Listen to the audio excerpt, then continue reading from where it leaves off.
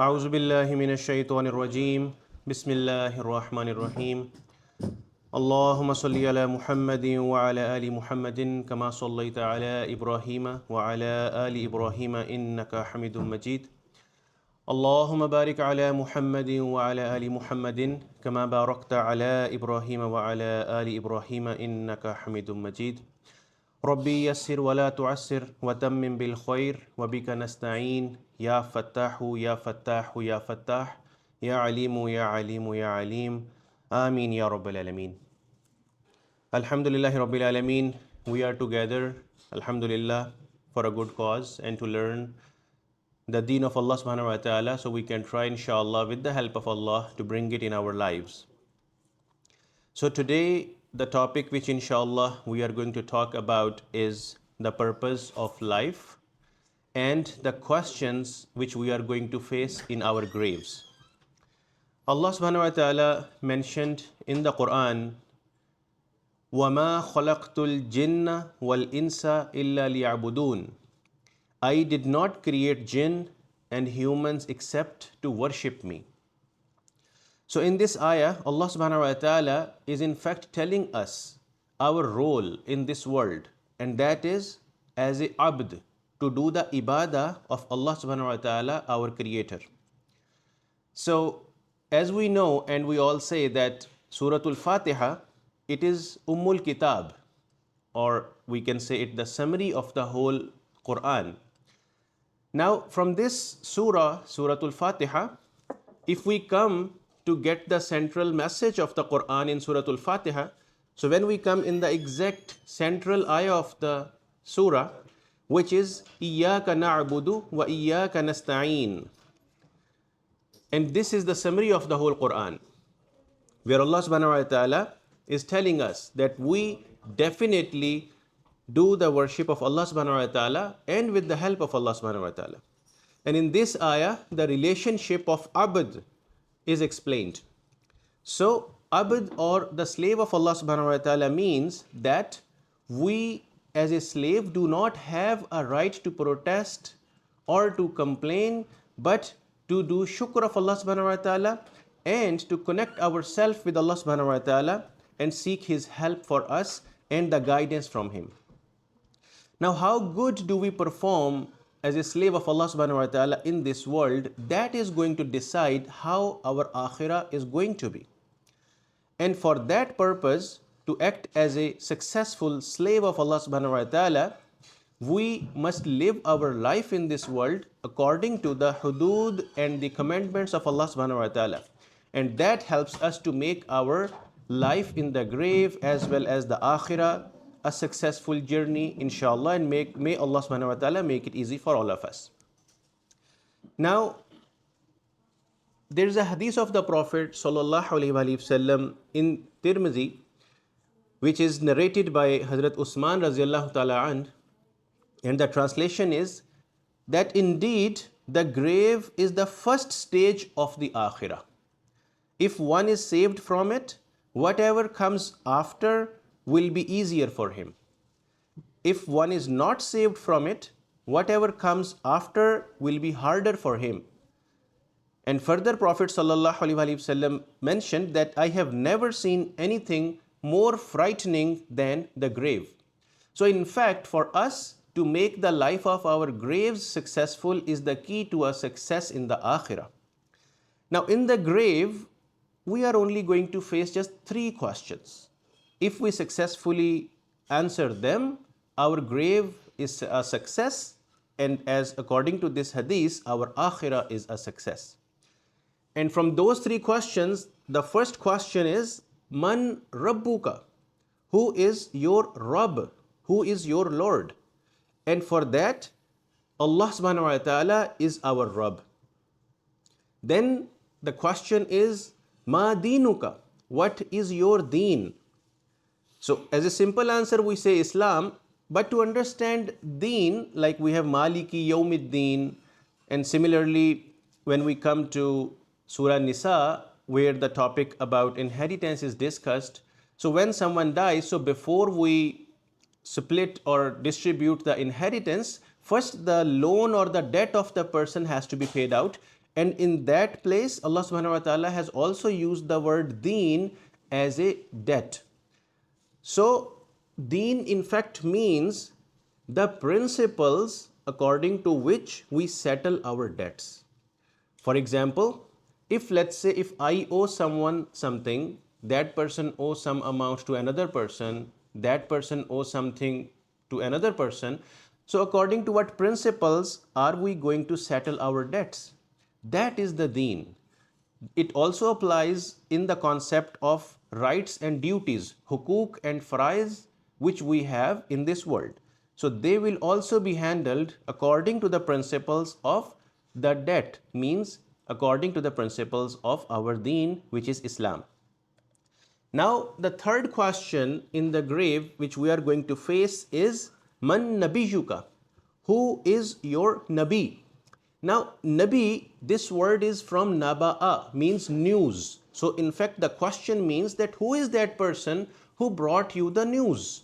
So, news here means the news about Allah subhanahu wa ta'ala, His orders, His hudud which He has put in place, and the way of life which we are going to live, and how this life is going to be evaluated according to the framework which Allah subhanahu wa ta'ala has blessed us with.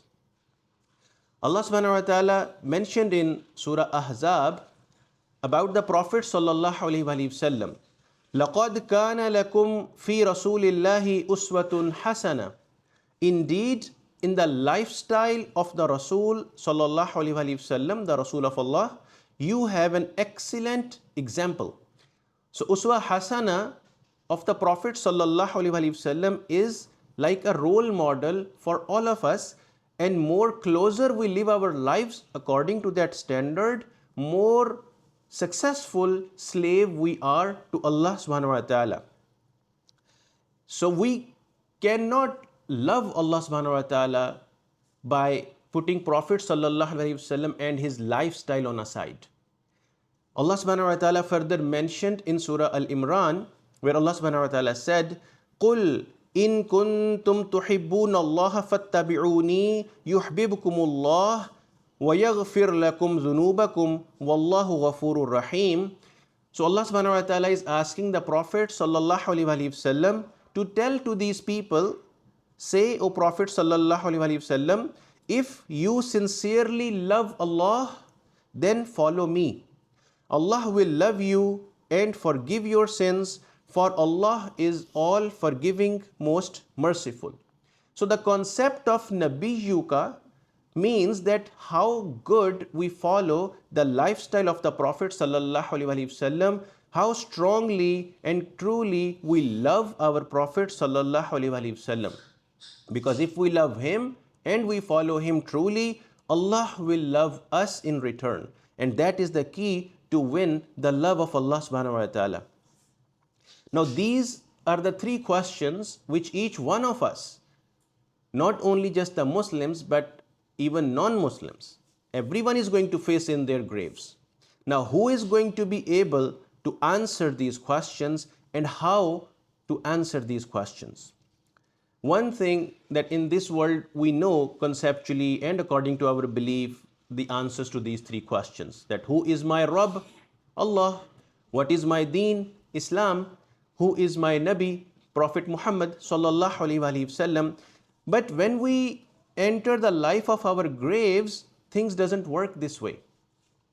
Allah subhanahu wa ta'ala mentioned, let me quote two different ayat from the Quran, and the translation, one is from Surah Al-An'am, verse 60. Allah subhanahu wa ta'ala said, He is the one who calls back your souls by night and knows what you do by day, then revives you daily to complete your appointed term. To him is your ultimate return, then he will tell you of what you used to do. And at another place in Surah Zumar, verse 42, Allah subhanahu wa ta'ala said, Allah is the one who takes away the souls of the people at the hour of their death and takes away at the time of sleep the souls of those that have not died. Then he retains the souls of those against whom he had decreed death and returns the souls of others till an appointed time. Surely in this there are signs for people who ponder. So from both of these ayat, we are learning a concept which Allah subhanahu wa ta'ala has put in our lives, that when we sleep, we observe death. And later on when we wake up, so if our term of life is not over yet, Allah subhanahu wa ta'ala returns our souls back to our body. Now that is what the soul faces, like soul experiences death when we sleep. Now to understand soul, because when we die, soul is the primary thing. So just to compare our life of grave with the life in this world, let's understand this concept in this way. Like for example, in this world, if I do a good deed, I feel some happiness, some satisfaction somewhere deep inside my heart. Now my body is still the same. I do not see any change in my body by doing that good deed like helping somebody. But something is happening somewhere deep inside me which is making me feel happy from inside. That is soul. So body is primary in this world, and whatever we do physically with our bodies, our soul takes the impact. And when we die, this circle or this balance reverses, like soul becomes primary and your body becomes secondary. Now your soul experiences the things and your body takes the influence. For example, according to these ayat of the Quran, that when we sleep, we are kind of in the form of a partial death or in the form of a death. We are observing death. Now let's take this example. If there are two people, they are sleeping in one room on the same bed, air conditioning is the same, room temperature is the same. Now one person sees a dream which is really scary, or like he's getting burnt in the fire or any kind of scary dream. And on the other hand, the other person sees a dream really beautiful, like he's enjoying the gardens and rivers and really relaxed environment. They both wake up. Now the one who has seen the beautiful dream will feel himself very relaxed and happy. But at the other end, the other person who saw a really scary dream, he would be sweating. So how this body is getting that impact is that because your soul was observing those things. So similarly, when we die and we go to our graves, our bodies are not primary. Our tongue is not going to answer the questions, but in fact the soul. How strongly we prepare our soul in this world, that is how good we would be to answer those questions in our graves. And the purpose of our life is to polish and make our souls strong according to the guidance of Allah and His Prophet sallallahu alaihi wasallam. So at the end, I would say that how to prepare our soul, how can we work on our soul that we can have it really strong and good to handle our graves. So for that, let's take an example for all of us. Let's say when we were very little, just maybe a year or 2 years, when we were starting to learn how to eat by ourselves. Now, if you remember, or if you have kids at that age, you know that at that time, when you tell your kids like, hey, you should eat with your right hand, but you know, the kid eats couple of spoons with the right hand and then again starts eating with the left hand. Then we again tell to the kid like, hey, use your right hand. And then with that practice over and over again, they end up learning that they should be always using right hand to eat food. And even now when we are grown up, we do not even think that we should eat with the right hand, we just eat it with the right hand. That is how we prepare and train the little kid. Similarly, when we are preparing our souls, soul also gets trained according to the same way. Like we should keep constantly and consecutively, like repeatedly, we should keep doing good things so that our soul continuously gets the good influence. And as a result, our soul becomes trained on that particular habit and the soul becomes strong. So that is how the soul gets strong. There is a hadith of the Prophet sallallahu alaihi wasallam And this is narrated in Bukhari and Muslim and Ibn Majah, narrated by Sayyidina Hazrat Aisha radiallahu ta'ala anha, which is translated as, and indeed the best deeds are those which are done regularly, even if they are little or they are few. So this means that instead of doing a very big good deed just once upon a time, instead of that, it is better and more beneficial for a soul that if you do repeated good deeds, even if they are little, because this repetition of a good deed helps you to make your soul trained. Because if you do something once upon a time, you do not get trained on it. Your soul will not recognize what exactly you did. It will just take a temporary or for that moment the influence. But for the repeated tasks which you are performing, your soul is continuously and regularly learning that. Same thing works if you do any sin repeatedly, your soul is again taking the impact in a negative way and your soul becomes trained on that wrong concept. And that is where we would be very weak in answering the questions in our graves. So as we discussed, just to wrap up, that how successful are we to handle our graves, that is going to decide that how successful we are going to be in our akhirah.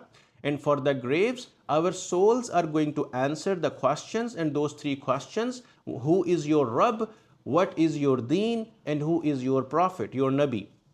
So again, to make our souls strongly able to answer these questions is to train our souls on good deeds and the repeated deeds. So may Allah subhanahu wa ta'ala help all of us to understand and make it easy for all of us. May Allah subhanahu wa ta'ala make it easy for us to make our souls prepared really well in a successful way to handle our graves in a successful way. We also seek help of Allah subhanahu wa ta'ala to learn the deen of Allah, to apply that in our lives, and to make our world and the akhirah a successful journey for all of us. Ameen ya Rabbal Alameen. Jazakumullahu khairan.